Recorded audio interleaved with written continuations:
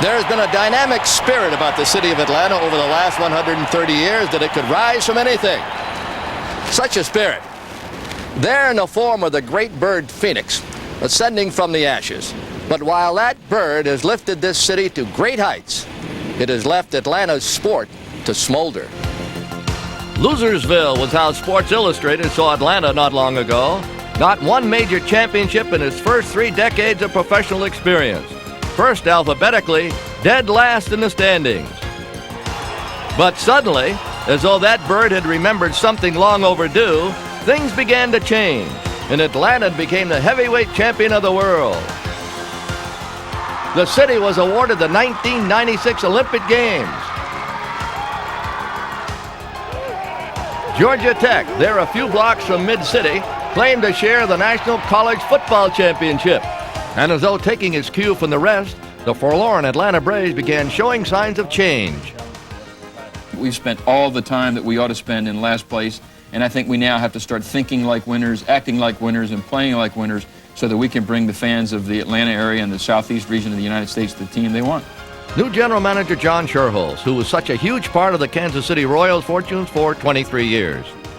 I've been brought in here to try to build a winning team. In fact, my mandate was to build the Royals of the South, and that's what I'm trying to do, and every move we make is geared and aimed at that objective. And so we're going to keep working as hard as we can to create a championship organization here. And he went to work quickly, renovating this last-place roster, landing frontline free agents like Terry Pendleton and Sid Bream and the dependable little Rafael Belliard, and reinforcing them with new-look free agents Mike Heath and Juan Berenguer in January. Pendleton, who had anchored 2 pennant-winning teams in St. Louis in the 80s, and happy to be a part of his new team, liked what he was seeing. I'm not surprised. At the end of spring training, I felt like we could do what we're doing right now. I got a chance to see us for 3 weeks play baseball, and we played very well. Even with guys hurt on and off, we played good baseball. And when you go out and do the fundamentally sound things, as this team has to do in order to win, we're going to win some ball games, or we're going to be in some ball games to win them. Manager Bobby Cox knew that he had power in Bream and the returning muscle of Ronnie Gant and David Justice. He knew his pitching would be young, but responsive. What he needed most was speed, new strings he could pull from the dugout. And so the Braves signed the NFL defensive back Deion Sanders and then traded for the fleet-footed Otis Nixon. Everything seemed in place. There was a renewed spirit from top to bottom, from the front office to the field, where a new groundskeeper was charged with turning what had been a treacherous field into a first-class surface. From the field to the brand-new food court, everything seemed streamlined toward success. 1 ball, 2 strikes to the Dodger right fielder, Darryl Strawberry. Curve, ripped toward right. That's fair. Here comes Butler around third. Justice up. Strawberry digs for second. Another run is in. A wild throw over the head of Heath. Smoltz backs up. And the Dodgers have scored another one. A solid single to right by Darryl Strawberry, who takes second on the throw. But opening night, postponed by a rainstorm the night before, seemed like the same old Braves. In fact, when they left Atlanta for their first road trip of the season, they were 0-2 against the Dodgers and wondering whether that bird had forgotten them again. But there had been signs, small ones for sure, but signs, if you can call a tomahawk a sign. What would later become a foam rubber symbol of this team first waved at the enemy those first 2 nights. And they would begin to wave in triumph shortly. Led by the serious young left-hander Tom Glavine, they went to Cincinnati and swept the defending world champions in a 2-game series. Glavine beginning what would be one of the game's most remarkable seasons, the cornerstone of one of the youngest and best rotations in baseball. Staked time and time again to leads by the heart of the batting order, Ronnie Gant, with 30 homers and 30 stolen bases a year before, just coming into his own.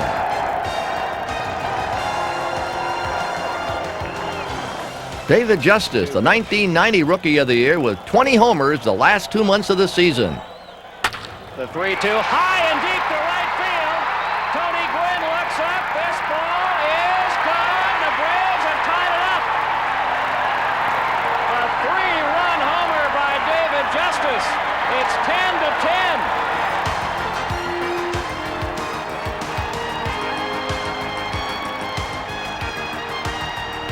They turned their best April since 1985 over to May. And before 2 weeks were gone, they found themselves in first place in the National League West. Heroes everywhere. Pendleton. He's not going to get him out this time. Deep to right field. Jose looks up. Home run number 3 of the year for Terry Pendleton.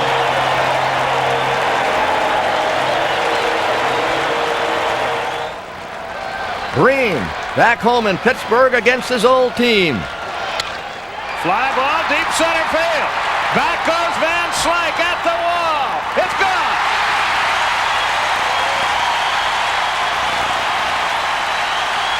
Nightly, they seemed to draw straws as to who would be the hero. And when Memorial Day arrived, they had posted their first winning month since May of 1987. High chop. Braves win.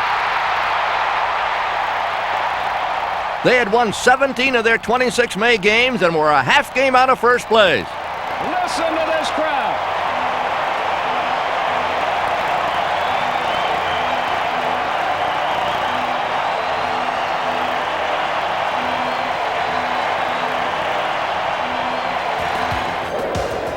But all was not roses. For all that was good, there was John Smoltz. Their winningest pitcher of last year was really struggling. Just 2-11 in the first half, but they stayed with him, believing somehow it would turn around. Such heady stuff, success. A night in June typified it. The night they honored their longtime hero, Dale Murphy, in town for the first time as a Philadelphia Philly. Tears and swelled hearts. And the new hero, Jeff Blauser. For in Murphy's shadow, the steady shortstop had a career-high 6 RBIs in the Braves win. A piece of wondrous work, going 9 for 13 with 4 doubles, 3 homers, and 12 RBIs for the series. Blauser was back as the Braves' regular shortstop, there in the heat of a terrific race for first place. And nobody was racing any faster than Otis Nixon, threatening to wipe out the all-time Atlanta single-season stolen base record in a couple of months. Heck, on one June day back in Montreal where he'd played the year before. 6 stolen bases in one game, a new modern-day National League record. But oddly, as Nixon was perhaps having his best season, the Braves were still stuck in the midst of a losing streak. A streak in which the Braves not only lost games, but men. Bream went down with a knee injury, sidelined for nearly 10 weeks. Almost simultaneously, a back injury took David Justice from the Atlanta lineup for nearly as long. And so this team of kids and veterans arrived at the All-Star break. Glavine on his way to Toronto to start for the National League, his teammates returning home to figure out how to right the boat. A game under 500, but worse, 9.5 games behind the first-place Dodgers. In years past, that would have been acceptable, even better than average, but not in '91. Progress had been made, and in the process, they had tasted the sweet wine of success and wanted more. And got it quickly, blazing through a 4-game sweep with the Cardinals to start the second half. Nixon with his 43rd stolen base of the season in that series to set a new single-season Atlanta record. And just as the Braves win 4 straight, the Dodgers lose 4 in a row. And suddenly the Braves are 5.5 games out. The heroes continued to be many for the Braves. Marvin Freeman, who had his own personal fan club and gave each member his phone number so they could call and ask questions, was strong out of the bullpen as a middle reliever.